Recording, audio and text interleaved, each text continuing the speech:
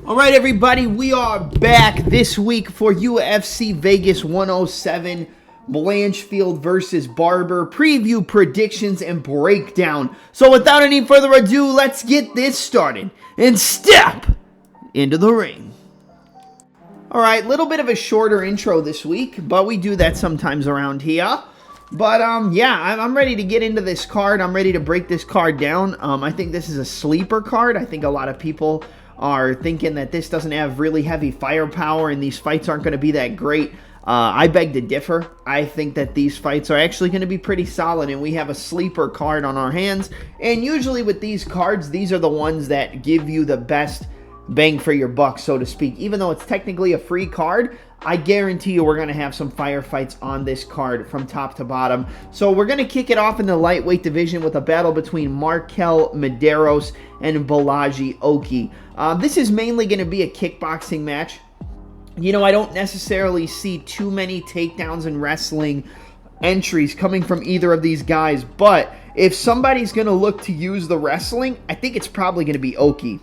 We saw him use some takedowns and top control and the Dagestani wrist ride against Timmy Kwamba, where he ended up winning that fight by a split decision, getting a little bit tired later in the fight, and Kwamba was able to come back. We saw Kwamba just come in and knock out his last opponent with a flying knee. Rolando Romero, I think his name was. No, not Rolando Romero. Rolly Romero. I could be wrong. Roberto Romero. I'm thinking of boxing. Sorry, guys. But yeah, Roberto Romero, he comes in, he lands that flying knee, knocks him out, and that was a back-and-forth fight, but you could tell Kwamba was in the driver's seat for the most part. I think this is going to be a close fight either way. You know, I don't necessarily see a ton of top control time and much success with the takedowns on the side of Oki. I think we will get some cage pushing, some, 50-50 position wrestling from Markel and Balaji Oki. I think we're going to see Markel start to pressure forward and push Balaji Oki into the fence the longer the fight goes.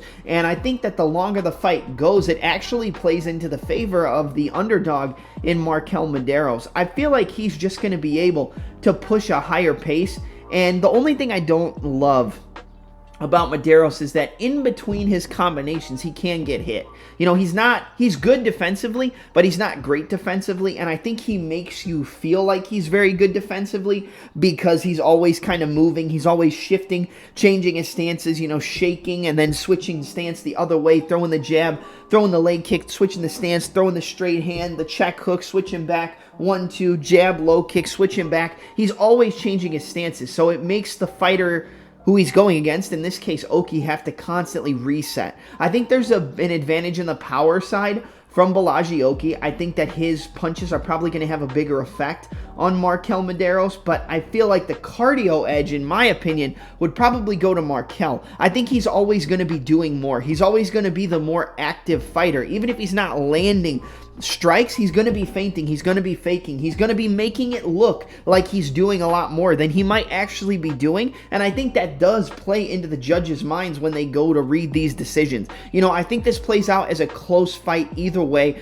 I don't see a finish on either side. If there was a finish, I think it could be a late TKO for Mederos, just kind of slowing down Oki and starting to put the pressure on him and land his counter strikes, because he does have clean boxing and clean counters and he can land in the pocket. Or I think Oki could potentially catch him early and put him down. But I don't see him being able to do that. And I think Oki on tape is going to look like the much better fighter because he has a lot more pop in his shots, but I feel like the volume and the output and everything that Markel does in between landing his punches, whether it's the cage pushing and the cage control, whether it's the hand feints, whether it's the leg feints, whether it's the hip feints, and he's always looking like he's doing something, I think that in the judge's mind will make the fight seem closer than it is, and I also think the volume edge is going to be on the side of Markel Mederos. So I'm going to take the underdog. Give me Markel 29-28 split decision. I think it's going to be a close fight, but I do think Markel will edge it on the scorecards, and I feel like he might be able to push a higher pace and potentially even get Balaji out of there later on, but I think it goes to decision. I think he pushes a higher pace than Oki and out volumes him over 15 minutes in what's probably going to be a close fight no matter who gets their hand raised, but I like the activity and everything that Markel does in between his strikes for him to get the job done here. So give me Markel Mederos. I'm going to go with a 29-28 split decision. I think he gets the job done here. I don't know if people are going to love the decision, but I think he does enough to make the judges believe that he's winning the fight, and I think he's going to have higher volume. So give me Markel Mederos, 29-28 unanimous decision. Maybe split decision. I think it's probably going to be split. Up next, we move to a battle in the lightweight division between Kurt Holobaugh taking on Jordan Leavitt. Yeah, I'm going to be honest, guys. I thought Holobaugh did enough to win that fight against Alexander Hernandez. I thought he had almost all the damage in that fight. But I thought the wrestling, the takedowns, and the control time is what won Hernandez that fight. I'm very surprised that Holobaugh wasn't able to put it on him in the second and third round and get him out of there. And I understand why Hernandez won, but I feel like it should have gone to Holobaugh. I also had a bet on him, so you can tell me, you know, there is a little bit of bias there. But I thought Holobaugh did mostly, if not all of the damage in that fight. And in this fight, again, he's going to have a huge advantage on the feet. You know, if you thought he looked good on the feet against Alexander Hernandez, he's going to look 10 times better than that against a fighter like Jordan Leavitt. Leavitt has really, really good wrestling, really good grappling, really good top control, and really good submissions.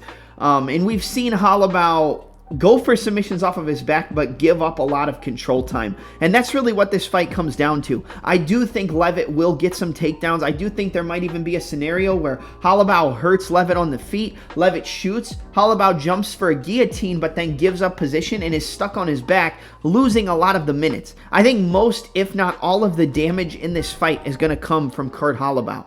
You know, I'm not going to sit here and tell you anything different, but I think the wrestling, the takedowns, the top control probably comes from Leavitt. But there is a difference here. You know, there was a big difference between the danger factor of an Alexander Hernandez on the feet and the danger factor of a Jordan Leavitt. Leavitt has also been submitted. You know, he's known as a very good grappler, very good topside grappler looking for subs, but he has been subbed. He got submitted by Paddy Pimblett. He also got submitted by Chase Hooper. Now you look at what Chase Hooper did to Jim Miller. You look at how good Chase Hooper has looked in recent fights, aside from the fight against Steve Garcia. That's not a bad loss. You look at how good Paddy Pimblett's looked in his career. That's not a bad loss. So I don't see Jordan Leavitt really giving up bad losses when you look at it from that type of perspective. He's losing to guys who are very, very solid. I think Holobaugh, I think it's 80-20 Holobaugh on the feet. I think it's 70-30 Jordan Leavitt on the ground. Maybe 65-35. I'd say probably 65-35 Leavitt on the ground. Leavitt's only way to win is going to be shooting in on Holobaugh, taking him down, controlling him, and potentially setting up a submission. However, I don't see Leavitt subbing Kurt Holobaugh. So every round starts on the feet. Every fight starts on the feet. I think if the fight stays on the feet for even 10 out of 15 minutes, I think Holobaugh pieces up Leavitt, and I think he eventually can find a finish. If he did find a finish, it could even be a club and sub. Maybe he rocks Leavitt or hurts him to the body. Leavitt shoots. He gets caught in a guillotine. You know, you remember on The Ultimate Fighter, we saw him sub up Austin Hubbard. Took him down, boom, locked up a triangle, switched to the armbar, went from the armbar, I think, to the triangle, you know, and showed that he has very slick jiu-jitsu, but sometimes he gives up minutes, he gives up control time, hunting for those submissions, and if he doesn't get them, he doesn't really work too hard to work his way back up to the feet. In this fight, if he has an active guard game and he also is looking to push off on the hips, looking to shrimp up to the one hip and, you know, get up on the hip and get up and use the cage to get to the center, I think he wins this fight. I'm actually surprised that he is as big of an underdog as he is, just because I don't see much of a threat from Leavitt on the feet. People are going to say, oh, well, look at when he slammed, I believe it was Matt Wyman, he slammed him on the ground. Yeah, he's got good slams, but I don't see him knocking out Holobaugh with a slam. I find it very hard to believe he wins this fight via sub, even though if it was a finish, I think that's how it would happen, but I don't think he's going to submit Holobaugh. I think if he wins, it's going to be a decision, and it's going to be a lot of control time. But with every round starting on the feet, With Holobaugh not having as much of a striking threat as he did against Alexander Hernandez, I think he's going to be more prepared for the takedowns. He's going to be more prepared for the wrestling. And I think in the later portions of this fight is when the boxing, when the forward pressure, when the volume is going to start to come out of Kurt Holobaugh. I think he's going to start ripping shots to the body, ripping that left hook to the body, right hand to the head. 1, 2, left hook to the body, right uppercut, left hook, another left hook to the body, jab, rear uppercut, 1, 2, pull 2. I think he's going to start piecing up Leavitt. I think he's going to start making him panic. I think he's going to make those shots and those takedown entries more telegraphed, which is going to open up his defense, make it easier for him to defend, and even potentially hurt Leavitt and set up a submission. I think the submission for Kurt Holobaugh is live. A lot of people are going to be thinking KO, but I'm going to go with a knockout because I think he will just eventually hurt Leavitt and put him down and get him out of there. But I would not be surprised if Leavitt gets rocked and gets subbed and ends up losing the fight that way. You know what? Let's switch it up. Let's go with the thing that people don't think is going to happen. Give me Kurt the Hurt Holobaugh, I believe that's his nickname, via a late second round guillotine choke submission. I think he's going to draw those shots out. He's going to have better and more improved takedown defense. He's going to outstrike Leavitt on the feet. He's going to hurt him on the feet, force him to panic shoot, and lock up that guillotine choke. Give me Kurt Holobaugh, late second round guillotine choke submission. I think he finishes Leavitt, but again, I'm not super eager to bet on Holobaugh just because he can be taken down and he does give up a lot of control time. So that is Leavitt's game. It could happen, but I think Holobaugh is going to have enough in the tank to get back up and start beating up Leavitt on the feet. So give me a second round guillotine choke submission for Kurt Holobaugh as the underdog in this fight. All right, up next, we've got a catchweight bout, but it would normally be in the welterweight division. You got a battle between Trevin Giles taking on Andreas Gustafsson, who's coming off of the Contender Series with a win over Pat Pitlick. Listen, guys, Trevin Giles is going to be winning most of this fight in terms of the minutes until that pressure, that pace, that forward movement, that clinch work, that dirty, nasty style of Gustafsson eventually gets to him, and Gustafsson's going to knock him out. I mean, that's really what I got to say about this fight. Giles has a good jab, good movement, good 1-2, decent check hook. He moves well, leaves his hands low, catches opponents coming in. You know, even caught Carlos Prates early in that fight, was kind of piecing him up, and then boom, got knocked out. I think it's going to be the same as we've always seen from Trevin Giles. He's going to be the cleaner striker against Gustafsson. He's going to be outlanding him on the feet, but Gustafsson is going to eventually get that pressure going. He's going to eventually push Giles back. He's going to eventually get where he needs to be. He's going to rough him up in the clinch with knees and elbows, uppercuts, elbows over the top, knees, another elbow over the top, and just start to beat up Giles and eventually break him, probably in the second round. I would say midpoint of the second round, maybe the third. Giles is going to look good early. He's going to pump that jab. He's going to pump that 1-2. He's going to be circling. He's going to be throwing good shots. He's going to get into his rhythm, the hands low, you know, shoulder roll, catch, Philly shell, move around, pop, pop, pop, pop, pop, pop. And then eventually Gustafsson's just going to say, forget it, I'm done, and just walk forward, beat him up, put Giles on the back foot, cut the cage off, rip shots to the body, hurt him up top to the head, and just put a beating on Giles towards the end of the second round. And I think he will just crumble him and finish him off. I think Gustafsson's just too mean. He's too nasty. He's too much of a finisher to lose this fight to Giles. Does Giles have UFC experience? Yes. You know, can Giles win a decision if he just outpoints him and picks him apart? Yes. Does Gustafsson get hit? Yes, he is very hittable. But this is a style of fight that I think is tailor-made for a guy like Andreas Gustafsson.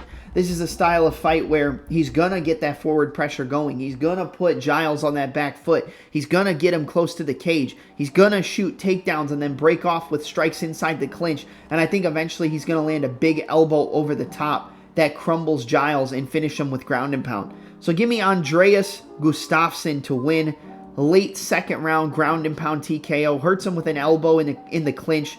Drops him and finishes him off. I got Gustafsson in this fight all day. I like this guy's style. He's forward pressure. He's dirty. He's nasty. He's mean. And I think he gets another finish and gets a finish in his UFC debut. So give me Andreas Gustafsson or Andreas Gustafsson to win second round, ground and pound TKO. All right, next fight up is in the women's bantamweight division. You got a battle between Ketlin Vieira taking on Macy Chiasson. Yeah, guys, this is one where I think people are going to be on Vieira because she has had the higher level of competition in certain aspects. You know, she's fought better competition.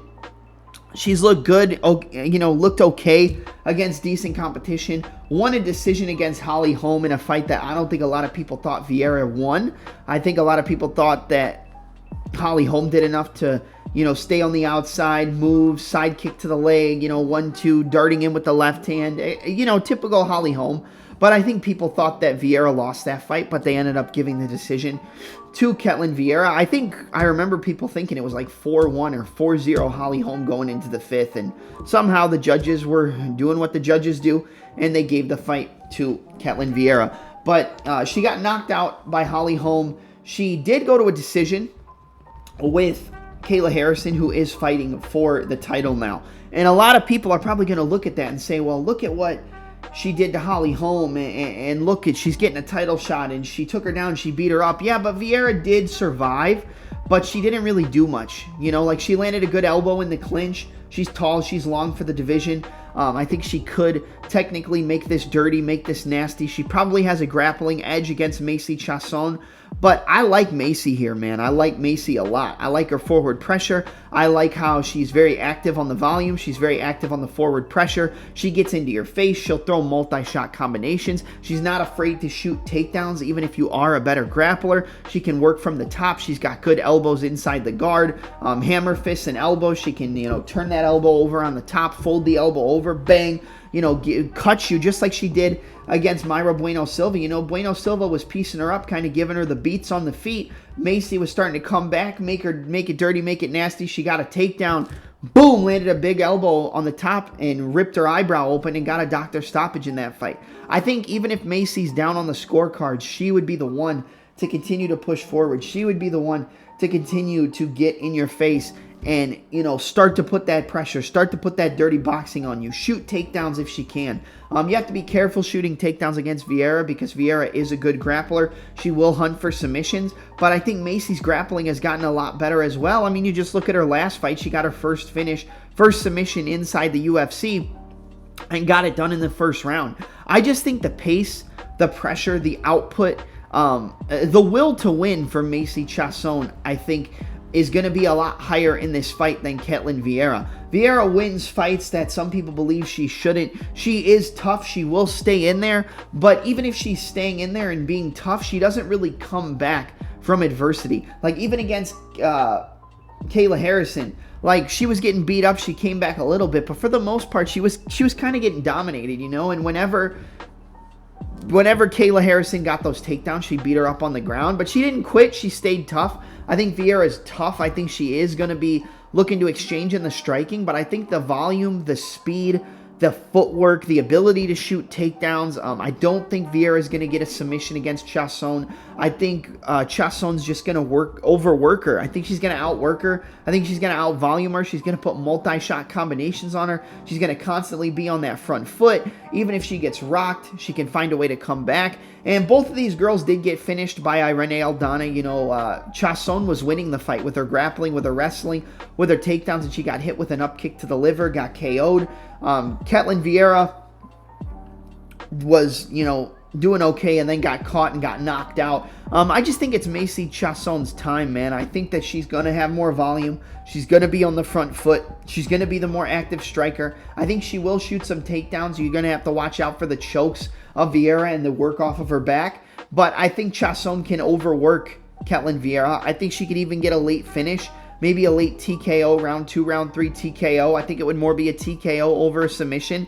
But I'm going to say that since it's a women's fight, it does go the distance. And I just think the volume, the pace, the pressure, and the takedowns at opportunistic times when maybe Vieira is trying to close the distance are going to make this fight a good one for Macy. So I think Macy wins. Give me Macy Chiasson to win 29-28 unanimous decision. I think she lands more volume. I think she outworks Vieira. I think she has more output, which is technically going into the volume. I think she can get those takedowns, and I think she's just going to have more will to win and be the more active and aggressive fighter and get the job done. So give me Macy Chiasson to win 29-28 unanimous decision in this fight. All right, up next, we got a battle in the flyweight division between Filho taking on Nascimento.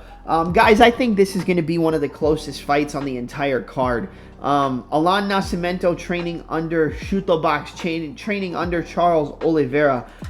Decent striking on the feet, solid kicks to the body, a decent jab, good 1-2s, a lot of forward pressure, and he's got very, very good wrestling. Filho does have knockout power. He got that KO on the Contender Series against Roivert Echeverria, who I believe is the guy who's going to be on the Contenders or the Ultimate Fighter season coming up, the APFC champion who gave up his belt to go back to the UFC. I believe it's the same guy. You can correct me if I'm wrong in the comments.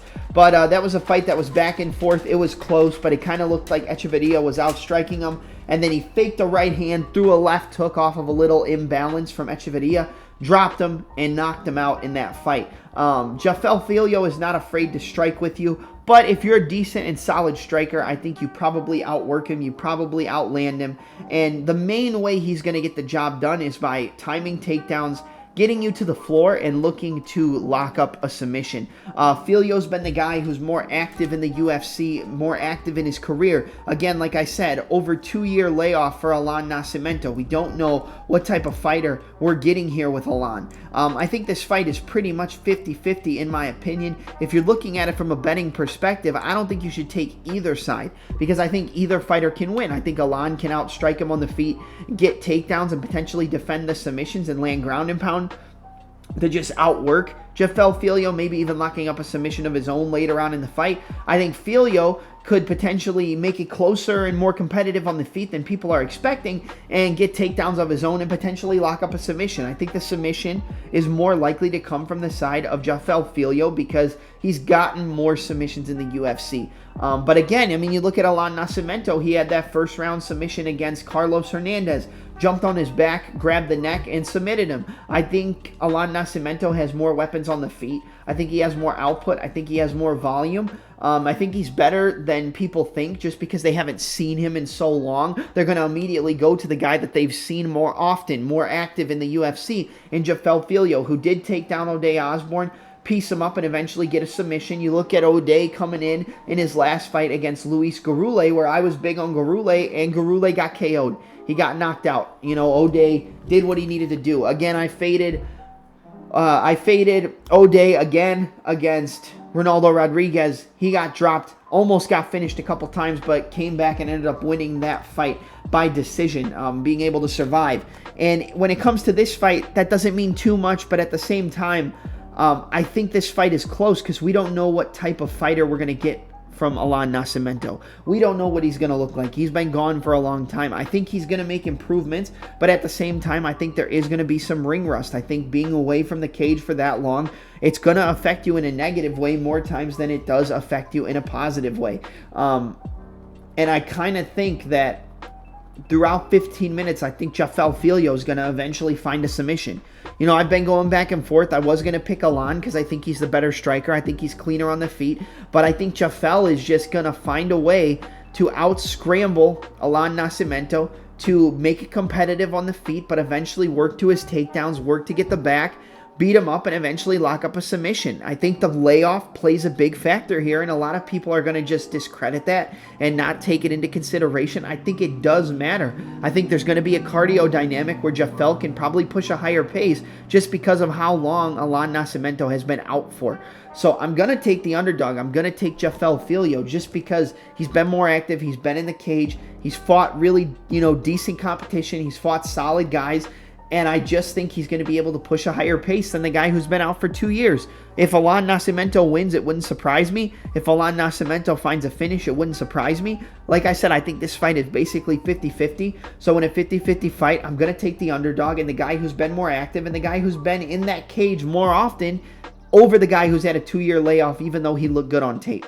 So give me Filho to win. I'm going to go with a third round rear naked choke submission. I think he finds his way to the back of Nascimento. I think he outworks him, kind of tires him out, beats him up, wins more down the stretch, starts to pick it up, and look good, and then eventually grabs his neck and gets a submission. So give me Filho to win round 3 rear naked choke submission. Could be a decision, but I think the activity is going to really be the deciding factor here, and that he's going to be able to push a higher pace over 15 than Alon Nascimento. So Jafel Filho, round 3, rear naked choke submission, potentially a decision, but I'll go with the sub.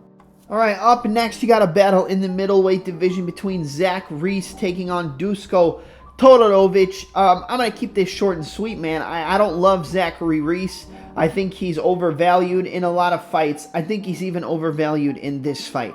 But Dusko is a guy who has okay striking, good forward pressure, will get in your face, will rough you up inside the clinch, but he doesn't really have a chin. He's been rocked, he's been wobbled, he's been knocked out in almost all of his losses. I believe almost every single one of his losses inside the UFC have been by way of knockout. Zachary Reese, more of a jiu-jitsu merchant than a knockout artist, but he does have power on the feet. He has good kicks, solid power in his kicks, and ability to land big shots up the middle. And, you know, I wouldn't be surprised if he found a KO here against Dusko. I see people have been taking a shot on Todorovic because the line was at like plus 275 and it's gone down by quite a lot. I think he's plus 190 now. So people are taking a shot on Todorovic, and I understand why.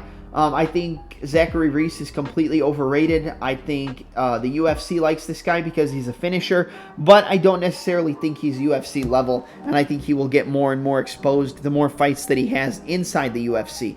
Would I be surprised if Dusko landed a knockout on Zachary Reese? No. Wouldn't shock me one bit, because I think if he rocks Zachary Reese and drops him, he's going to look for submissions, and I think Dusko could beat him up with ground and pound and potentially get him out of there. Am I going to pick Dusko Todorovic? No, I'm not going to. I'm going to take Zachary Reese. I think he just is going to land something big that puts down Dusko Todorovic. I think it's probably in round 1, just because, you know, when this guy gets hurt, when he gets rocked, it's usually he's put out in round 1. I mean, you know what the UFC is doing here. Look at, you know, his fight against Mansour Abdul Malik. I mean, that was a gimme fight for Mansour in every which way. And you saw against Nick Klein that Mansour Abdul Malik probably can be get at. You know, people can get at him the higher he gets in the division.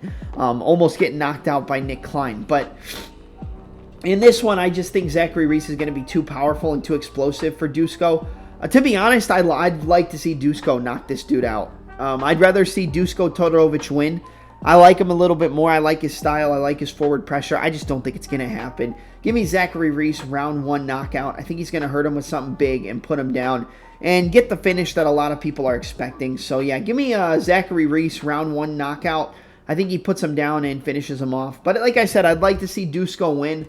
I'm a bigger fan of Todorovic. I like his style, his forward pressure. I just don't think it's going to happen.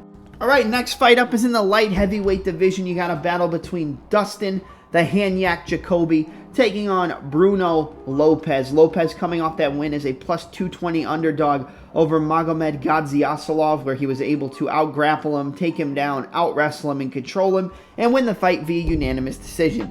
This is going to play out mainly as a striking matchup, and the better striker on paper is Dustin Jacoby. You know, I think that he's the more technical striker. He uses a lot of fakes. He uses a lot of feints. And we have seen Bruno Lopes get knocked out on the Contender Series. I believe he did get knocked out by Brendison Ribeiro. You can correct me if I'm wrong. Then he came back. He beat the last guy on the Contender Series, some big fat ass.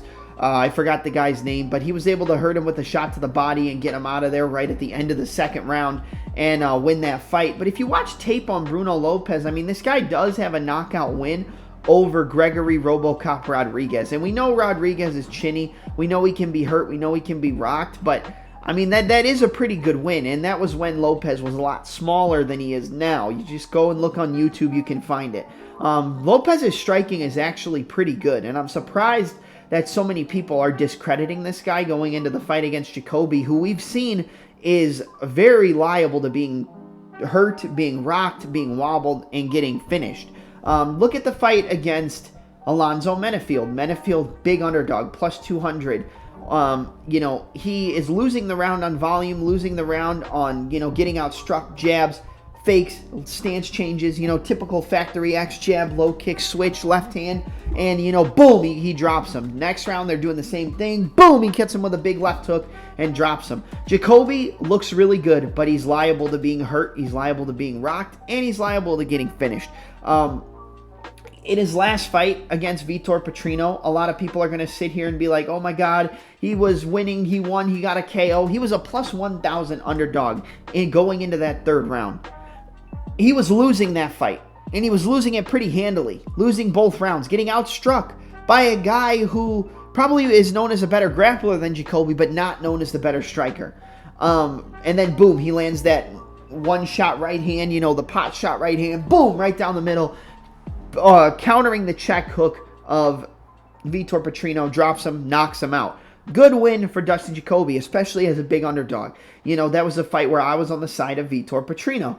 But in this one, I think Lopes can make this fight competitive. I think Lopes has the better wrestling. I think Lopes can control this fight in the clinch for certain portions of it. I think Jacoby probably outlands him in terms of volume. I think Jacoby probably outstrikes him in terms of the numbers. But I think Lopes has power on the feet, and he's a decent technical striker enough to the point where I think he can hurt Jacoby. I think he can rock him. I think he can hurt him. I think he can put him on Queer Street. I like the shot selection of Bruno Lopes. I like his 1-2s. I like the left hook to the body and the right hand, the decent leg kicks. And is he going to be outgunned? Yes. You know, technically speaking, he is the lesser striker of the two, but I think he can make this fight closer. I think he can push Jacoby against the fence. I think he can hold him in the over-unders. I think he can land knees to the body, land elbows over the top. I think he can land his jab. I think he can land his 1-2. I think he can make this fight a lot more competitive than people think. Jacoby did knock out Vitor Petrino, and that is going to make him look good coming into this fight. But if you're really looking at it from a stylistic perspective, he was losing that fight 2-0 and then he found the KO. Could a similar situation happen here where he's losing and then he finds that knockout shot? Yes. Bruno Lopes has been knocked out before. I think Jacoby could land a big shot and potentially knock him out. But I'm going to be honest with you. I'm going to take this shot on Bruno Lopes. I didn't love what I saw against Magomed Gadzhiasolov. But I saw him resort to the wrestling. I saw him resort to the takedowns. I saw him use his grappling when the striking wasn't really working too well. I've seen this guy mix up good shots to the body. I've seen him use a good jab. I've seen him use a good 1-2. I've seen him put on forward pressure. He puts his combinations together well. He's a technical striker. He's not completely outmatched on the feet, and I think he has the grappling upside if he wants to use it. So give me Bruno Lopes to win this fight by decision. I think he could even find a KO. I really do. I think Jacoby is a great striker, but I think he's chinny, and I think he could find a KO. Both these guys are chinny. A knockout could come from either side, but I think Lopes has more weapons in his game to win. I think Lopes is being undervalued here. I think Jacoby is being overvalued because he found that KO in a fight where he was clearly losing. Yeah, so give me Bruno Lopes, man. I think he can win this fight, and I think he hurts Jacoby at a certain point. That's probably going to sway the rounds in his favor. I could see him getting a finish. He puts out decent volume. Give me Bruno Lopes to win 29-28 unanimous decision. But I could see a knockout from Bruno Lopes 100%. I'm going to take Lopes here. I think he wins. And I think he's going to shock a lot of people because a lot of people are overvaluing Jacoby here. But yeah, Bruno Lopes, 29-28 unanimous decision. I think he gets the job done. And like I said, he could find the KO here. He's a pretty good striker, and I think he's being disrespected a little bit in terms of the striking game here. All right, next fight up, we have a battle between Ramiz Brahimaj taking on Billy Goff. Now, this was actually supposed to be two different fights. Billy Goff was supposed to be fighting Hyuk Sung Ko, who came off the Contender Series, and Ramiz Brahimaj, I believe, was supposed to be fighting Oban Elliott. Now, those two fighters are going to fight each other, I believe, at the next card or the card after the next card. They're going to do Elliott versus Hyuk Sung Ko, which I actually think is a pretty solid fight. But getting back to this one, I don't understand why Billy Goff is like a minus 300.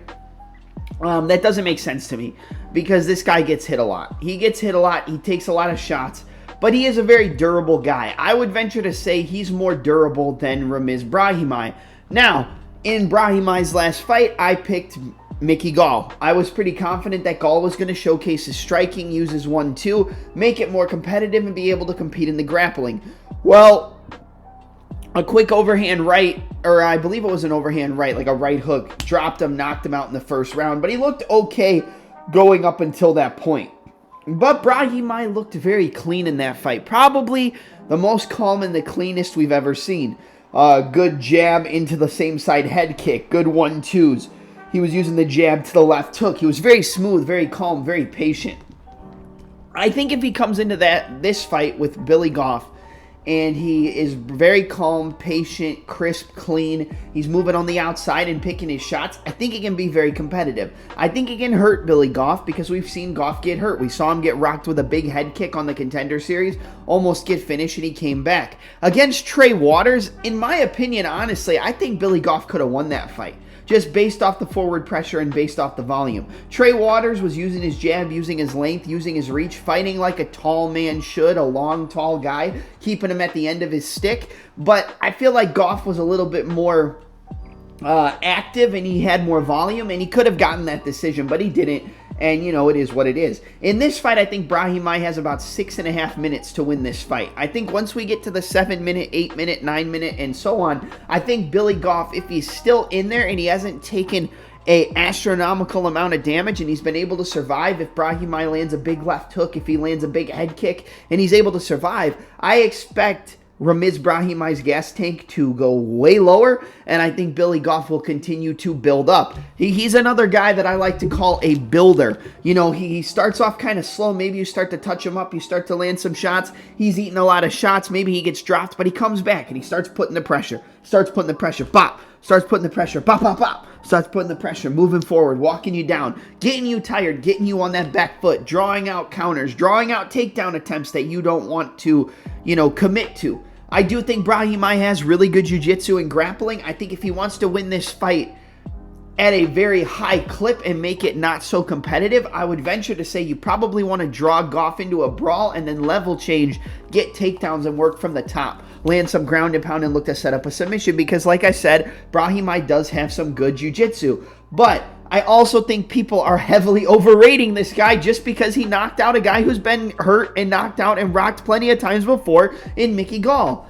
And did I pick Mickey Gall to beat Ramiz? Yes, I did, but this is a different kind of fight, and I think the longer that this fight goes, it favors the favorite in Billy Goff. I think he will pick up the pace. I think he will put on that pressure. I think he will start to land more. I think he will tire out Ramiz Brahimaj, and I think he'll finish him. I think he gets a third-round TKO against Ramiz Brahimaj. On the forward pressure, on the pace, moving forward, getting in his face, taking a lot of damage. I think Brahimaj wins round 1.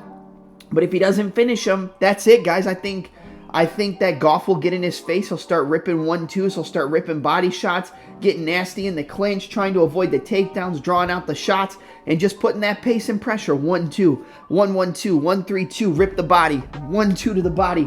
And I think he's just going to eventually break Ramiz Brahimaj. So that's going to be my pick. I'm going to take the favorite. I'm going to take Billy Goff via a third-round TKO. I think he's going to rock him.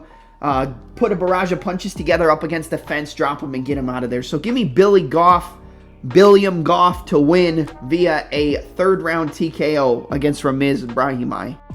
Now we're at the co-main event of the evening in the lightweight division. You got a battle between Mederos, Gamrot, 24-3-1, taking on the rising contender in the division, former Slovak national kickboxing champion, I believe. He might have been a boxing champion in Ludovic, Mr. Highlight Klein. Ludovic Klein versus Mederos Gamrot, 23-4-1 on the side of Klein.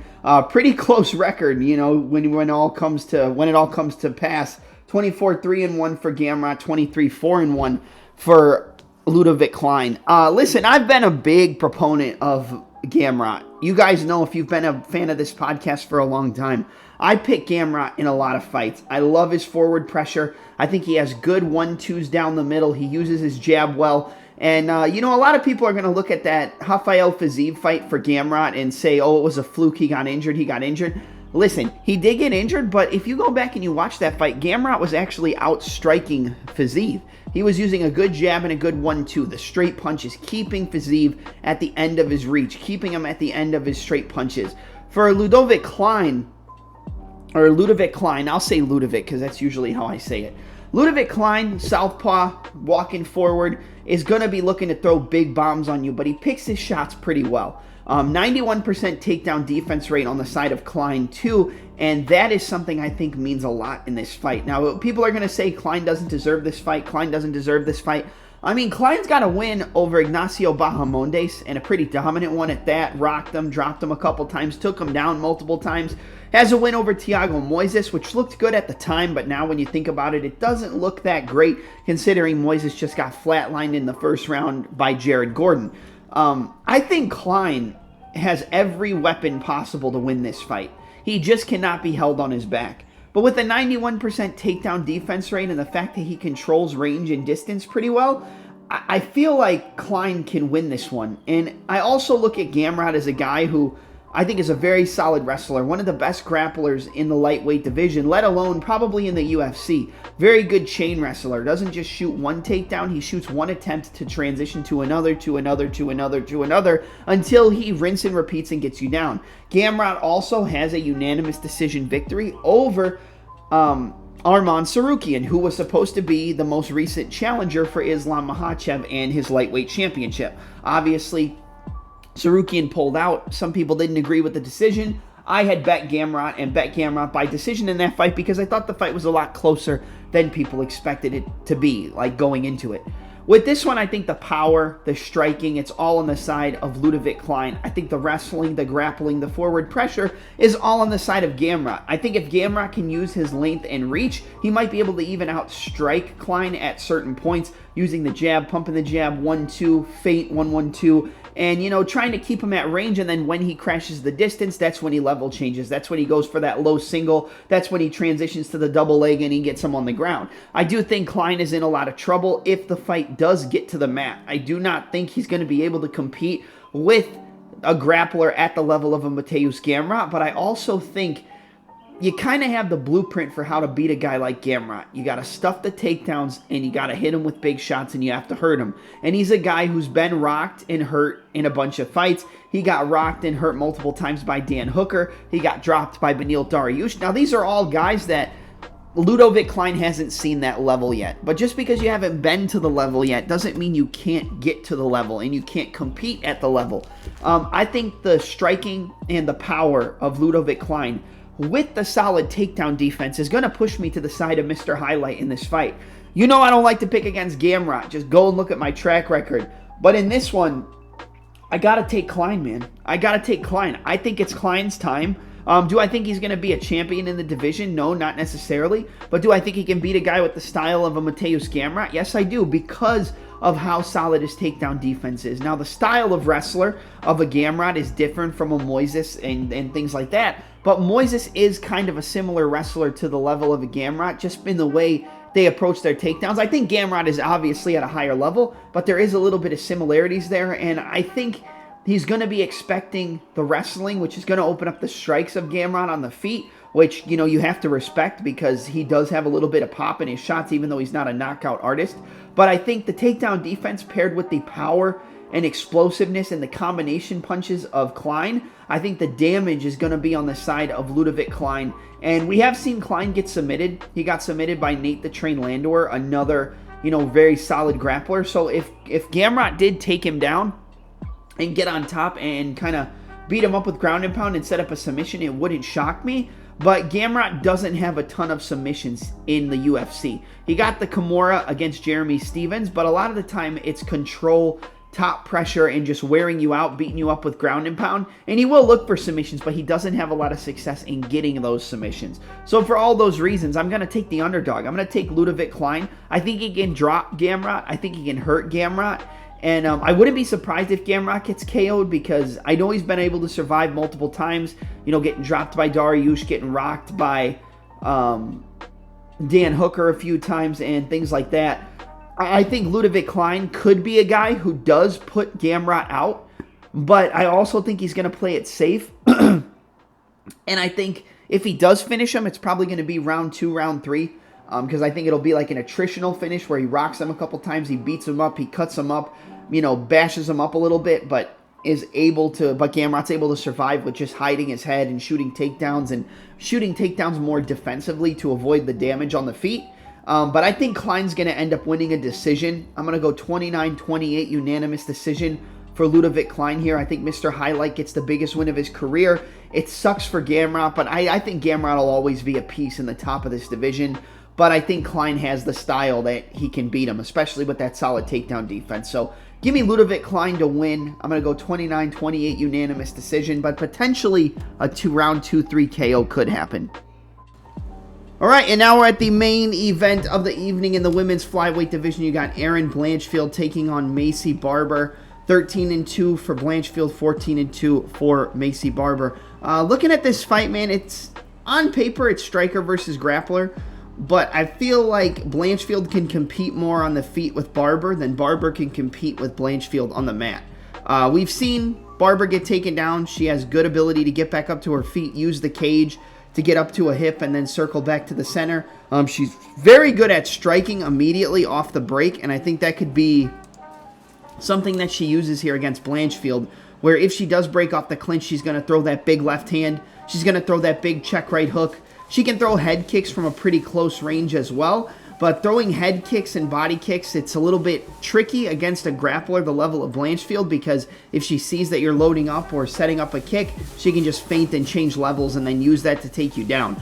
I think Barber is okay at recovering guard on the ground, but I don't really think that's going to be much of an option here against Blanchfield, as even if she does get her guard back, when she goes to work up to her feet, I think it's going to be harder for her to not give up her back and allow for Blanchfield to sink those hooks in and then cause issues for her when she's trying to get back up. Barber's going to win this fight by a knockout or just by winning rounds based on the damage of the punches.